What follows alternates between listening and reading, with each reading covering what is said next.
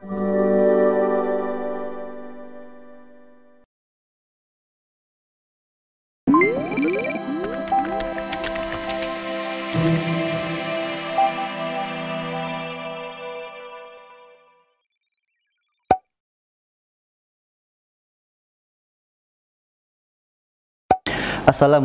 warahmatullahi wabarakatuh.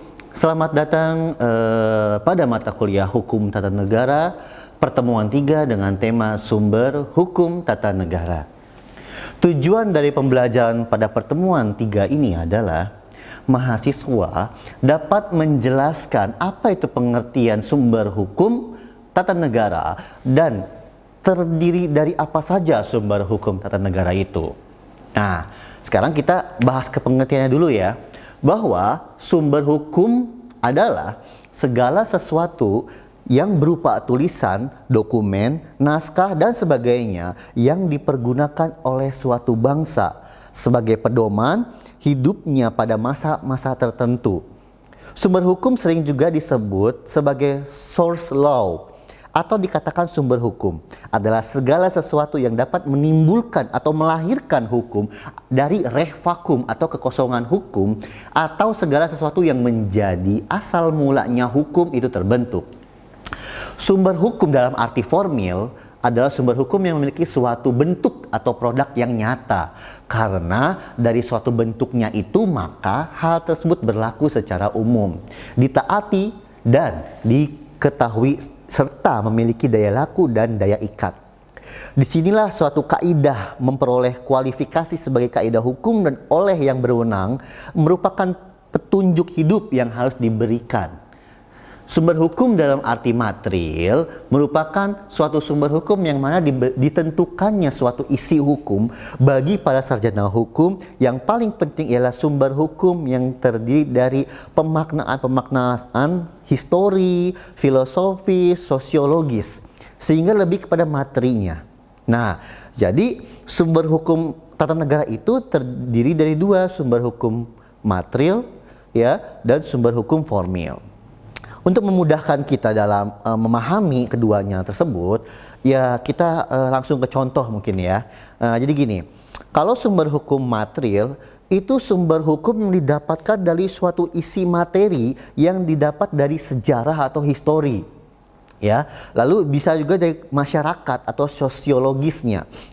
Nah, kenapa kok bisa sih masyarakat itu menjadi sumber hukum material dalam hukum tata negara? Karena masyarakat itu, apalagi negara Indonesia ya, dalam Undang-Undang Dasar 45 pasal 1 ayat 2 bahwa rakyat memegang kedaulatan tertinggi di negara kita, kedaulatan rakyat.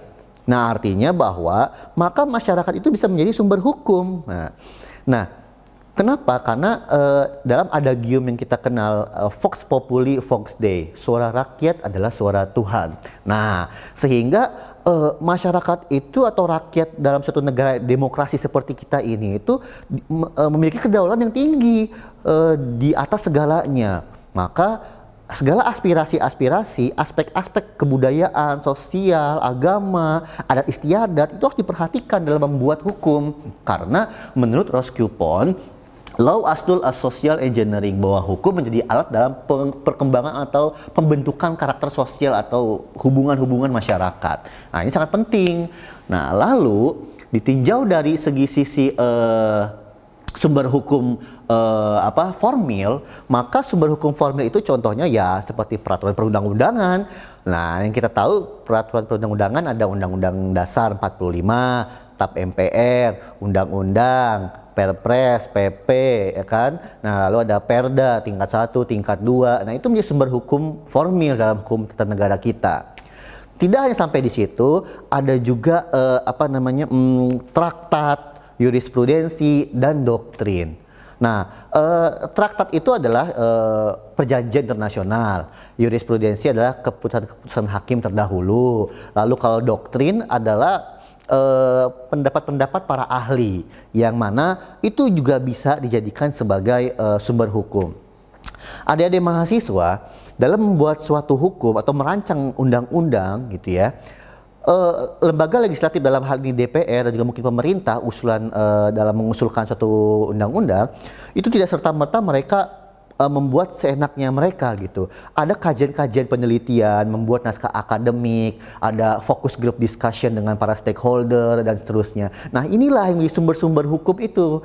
Karena apa? Karena regeling atau peraturan ini bersifat umum dan mengikat. Ya, jadi adik-adik mahasiswa kita semua masyarakat tahu atau enggak itu peraturan kalau udah disahkan maka berlaku untuk kita semua. Nah, jadi sumber hukum ini erat kaitannya dengan